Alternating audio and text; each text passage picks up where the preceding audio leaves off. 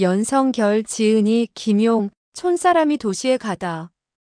두 자루의 목검이 팍팍 하고 서로 부딪히면서 춤추듯이 움직이고 있었다. 주위는 목검 두 자루가 부딪히는 소리만 날 뿐 조용했다. 두 자루의 목검이 부딪히는 소리는 계속해서 들리기도 했고, 때로는 상당히 오랜 기간 동안 사람의 숨소리를 들을 수 있을 만큼 잠잠해지기도 했다. 상서와 원능 바깥쪽에 마계포라는 시골에 조그마한 기와집 세 채가 서 있었다. 그중 한 채의 기와집 앞들에서는 한 쌍의 젊은 남녀가 손에 목검을 들고 햇빛을 받으면서 검법을 익히고 있었다. 집 앞에 놓인 낮은 의자에는 입에 짧은 담뱃대를 물은 노인이 앉아서 손으로 집신을 만들고 있었다. 그는 가끔씩 고개를 들어 목검으로 검법을 연습하는 한 쌍의 남녀를 쳐다보곤 하였다. 입가에는 잔잔한 미소를 띄우고 그들을 쳐다보는 노인은 매우 만족스러운 표정을 짓고 있었다. 햇빛은 그가 내뿜은 담배 연기를 뚫고 지나 그의 백발과 얼굴을 비쳤다. 그가 두 자루의 목검을 바라보는 눈빛은 밝았고 위험 있어 보였다. 그는 그리 늙어 보이지 않았고 그의 얼굴로 보아 대략 50세 정도의 나이라는 것을 가늠할 수 있었다. 목검을 휘두르는 소녀는 크고 검은 눈과 달걀과 같이 둥그스름한 얼굴을 가졌으며 나이는 17, 8세 정도로 보였다. 힘이 들었는지 소녀의 이마에는 땀이 맺혀 있었다. 소녀의 이마에 맺혔던 땀은 목 밑까지 흘러내려왔다. 소녀는 왼손을 내밀어 옷자락으로 땀을 닦았다. 그녀의 얼굴은 발갛게 상기되어서 지붕에 널려놓은 고추와도 같았다. 소녀와 상대를 하고 있는 청년은 소녀보다 한두 살 많아 보였다. 그의 피부는 거무잡잡하고 얼굴은 광대뼈가 조금 튀어나와 있었으며 손은 굵고 발은 컸다. 그의 이런 모습은 시골에서 자주 볼 수 있는 농부와 같았으나 손에 목검을 들고 있는 그의 눈빛은 초롱초롱하기만 했다. 그 청년은 갑자기 손에 들고 있던 목검을 좌상단에서 대각선을 그으며 비스듬히 내리치더니 뒤이어 냅다 앞으로 검을 찔렀다. 소녀는 머리를 숙여 급히 피했으나 목검은 계속해서 공격해왔고 아주 위급했다. 그러나 청년은 뒤로 두 발짝 물러난 뒤 목검의 폭을 넓게 하여 큰 소리를 지르며 옆으로 3번 내리쳤다. 소녀는 공격을 막지 못하고 갑자기 검을 거두었다. 소녀는 공격하지 않고 아양을 떨면서 말했다. 좋아, 내가 이겼어. 나를 죽여봐. 청년은 소녀가 갑자기 검을 거두리라고는 생각하지 못했으므로 3번째의 공격은 그녀의 허리를 찌를 뻔했다. 그는 너무 놀라서 재빨리 검을 거두었지만 힘껏 공격을 한 탓으로 푹 하는 소리와 함께 자기의 왼쪽 어깨를 찌르고 말았다. 청년은 아야 하며 소리쳤다. 소녀는 재미있다는 듯 박수를 치면서 말했다. 수치스럽지 않아요? 손에 진짜 검을 들고 있었더라면 그 손이 남아있겠어요? 청년은 얼굴이 빨개졌다. 난 내가 다칠까봐 내 몸을 찌른 거야. 만일 진짜로 결투를 했다면 내가 양보하겠어? 사부님의 평을 듣고 싶습니다. 그러면서 청년은 얼굴을 돌려 노인을 바라보았다. 노인은 다 만들어진 집신을 들고 일어서면서 말했다. 두 사람 모두 처음 50여 초씩은 괜찮았으나 나중에 한 동작은 아주 형편없었다. 노인은 소녀로부터 목검을 받아 비스듬하게 내리치는 동작을 펼쳐 보이면서 말했다. 이것은 가홍함상례와 시횡불감과라는 검법인데 옆으로 찔러야 하며 아래로 찌르면 안 된다. 방아야, 너의 홀청분경풍 연산약 포도의 검법은 비단처럼 날려야 돼. 그리고 아운이 보인 낙리초대저 마명풍소소의 검법은 아주 좋았다. 그러나 검법을 풍소소라고 부른 이상 너무 힘을 주어 검을 사용하면 안 되는 것이다. 우리들의 이 검법은 무림에서도 아주 유명한 당시검법이다. 검을 쓸 때마다 적은 시체가 되어 바닥에 쓰러진다는 뜻이다.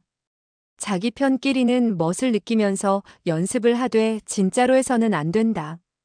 그러나 마음속에는 항상 당시라는 두 글자를 기억하고 있어야 한다. 소녀가 말했다. 아버지, 우리의 건법이 좋기는 하지만 이름은 듣기 거북해요. 당시건법이라는 말만 들어도 무서워요.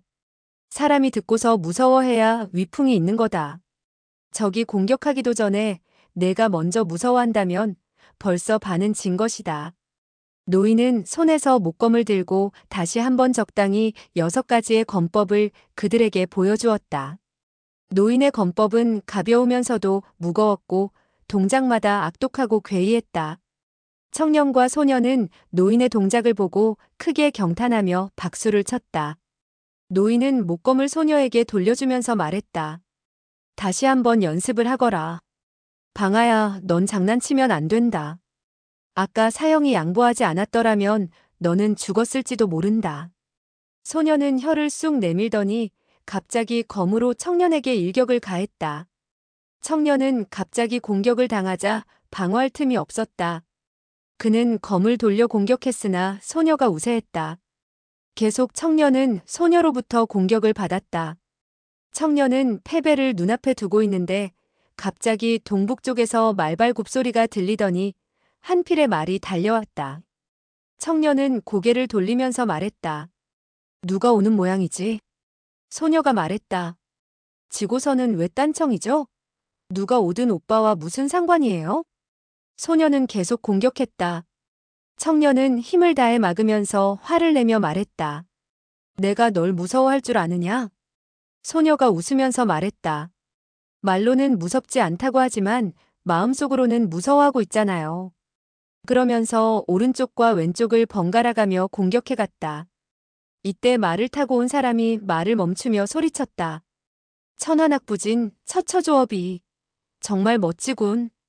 이 소리에 놀라 소녀는 하는 소리와 함께 뒤로 물러나 그 사람을 쳐다보았다. 그 사람은 나이는 20서너쯤 되어 보였고 옷을 단정하게 차려 입은 것으로 보아 성안의 어느 부잣집 아들 같았다. 소녀는 얼굴을 붉히며 낮은 소리로 말했다. 아버지, 저 사람이 우리들의 건법을 어떻게 알고 있을까요?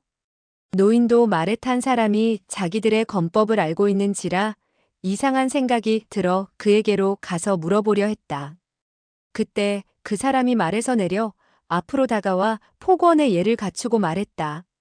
노인장, 마계포의 유명한 검술명가 철소행강 척장발 노인이 살고 계시다고 들었는데 혹시 노인장께서는 그분이 어디에 살고 계신지 아십니까? 노인이 말했다. 내가 바로 척장발이요. 내가 검술명가라니 당치도 않은 소리요. 그런데 날 무슨 일로 찾아왔소? 그 청년은 땅에 무릎을 꿇고 절을 하며 말했다. 후배, 복원, 척사숙께 인사드립니다. 저희 사부님의 명령을 받고 배알코저 왔습니다. 노인이 말했다. 배알이라니 지나친 예의를 차릴 필요는 없네. 그러면서 노인은 손을 내밀어서 복원을 부축하는 척하면서 어깨에 살짝 힘을 주었다. 복원은 반신이 쑤셔왔다. 그는 창피한 생각이 들어 얼굴이 붉어졌다. 척사수께서는 저를 부축하시는 척하면서 초면에 창피를 주시는군요. 척장발은 웃으면서 말했다. 자네의 내공은 아직 멀었어. 자네는 만사형의 몇 번째 제자인가? 복원이 말했다. 저는 사부님의 못난 5번째 제자입니다. 저희 사부님께서는 늘 척사숙의 내공이 굉장히 높다고 칭찬하셨습니다. 그러신 분께서 저를 시험하시니 감당하기 힘들군요.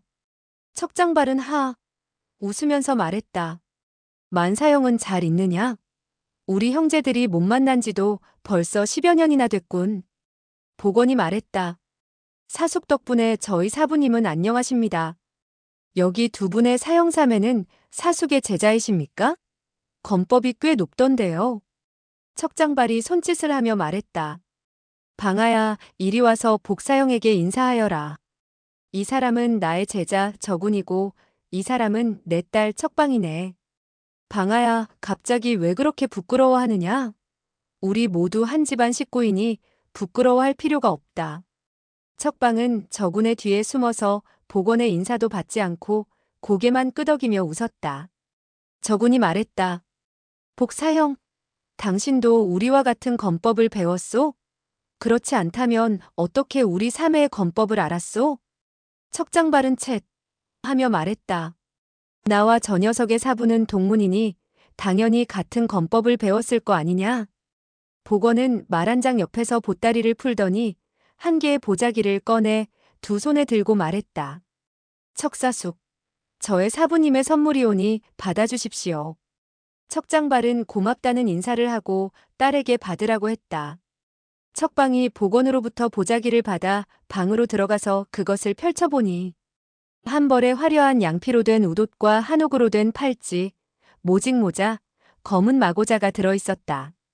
척방은 그것을 두 손으로 껴안고 나오면서 웃으며 말했다.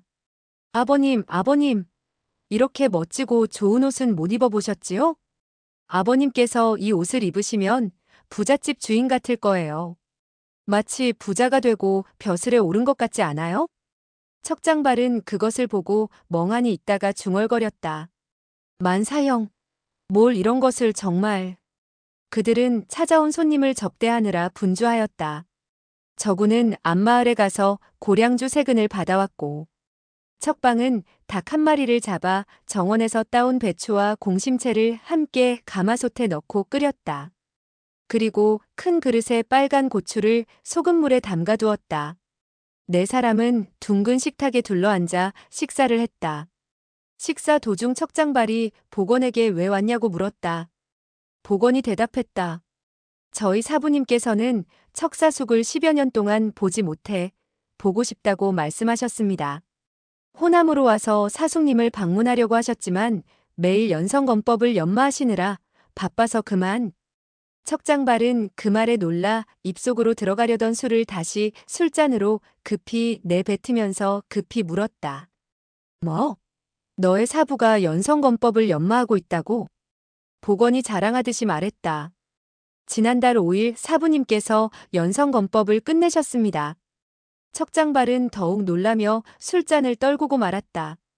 그러는 바람에 반쯤 남아있던 술이 모두 튀겨서 식탁과 앞가슴의 옷을 적시고 말았다. 그는 잠시 동안 멍하게 있다가 갑자기 크게 웃으면서 말했다.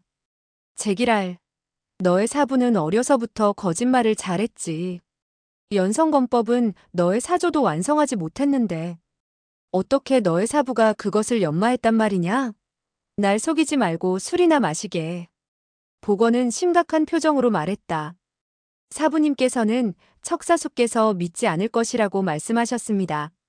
다음 달 16일은 저희 사부님의 50번째 생신이니 사숙께서 사형 사매와 함께 형주에 오셔서 축하주를 드십시오. 사부님께서는 저에게 어떤 일이 있더라도 척사숙을 모셔오라고 하였습니다. 연성건법은 아직 미숙한 점들이 있으나 사숙의 지도가 필요하다고 하셨습니다. 사숙님의 건법이 굉장히 높다고 들었습니다. 저희 사형들이 사숙님의 지도를 받게 된다면 틀림없이 커다란 진전이 있을 것입니다. 척장발이 말했다. 둘째 사숙 언달평에게도 소식을 전했느냐? 복원이 말했다. 둘째 사숙님의 행방이 일정하지 않아 사부님께서는 둘째 사형, 셋째 사형, 넷째 사형 세 분을 각각 하삭, 강남, 운귀에 보내서 찾게 하였지만 둘째 사숙님을 찾지 못했습니다. 혹시 척사숙께서는 둘째 사숙님의 소식을 들으신 적이 있습니까? 척장발은 한숨을 내쉬며 말했다. 우리 세 명의 사형제 중 둘째 사형의 무공이 가장 높았지. 그가 연성건법을 연마했다면 믿을 만하지.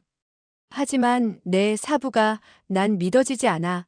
그는 잔에 술을 가득히 부어 술잔을 들었으나 마시지는 않고 갑자기 큰 소리로 말했다. 좋아. 다음 달 16일 형주에 가서 너의 사부 생일을 축하해주겠다. 어디 한번 그의 연성건법을 내 눈으로 보아야겠다. 그러면서 그는 술잔을 힘껏 식탁에 내려놓았다.